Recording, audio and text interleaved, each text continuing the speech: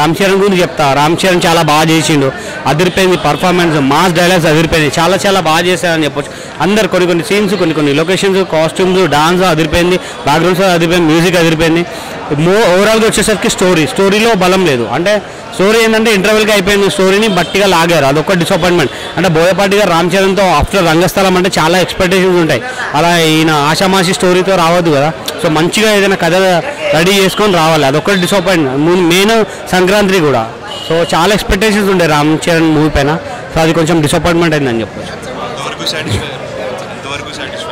ఎవరు? నేను సాటిస్ఫాక్షన్ అంటే రామ్ చరణ్ కోసం ఆయన, బికాజ్ నేను వచ్చింది ఆయన కోసం. సో డెఫినెట్గా రామ్ చరణ్ పర్ఫార్మెన్స్ వైజ్ అయితే నాకు హ్యాపీ, అంతే, అదొకటే. Thank you.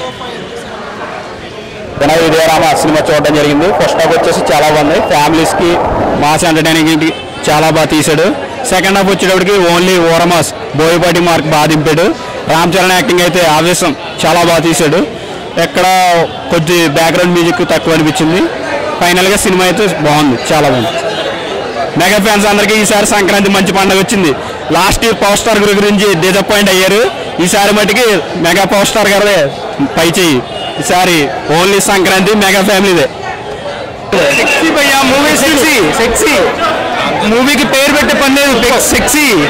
చలో ఈ సినిమా అటు బోయపాటి యాక్షన్, ఇటు రామ్ చరణ్ యాక్టింగ్, ఇద్దరు కలిపి పడితే ఎలా ఉంటుంది? ఈ సంక్రాంతికి 12 రోజులు వచ్చినట్టుంది సినిమా. అరుపులు అంతే, చాలు మీరు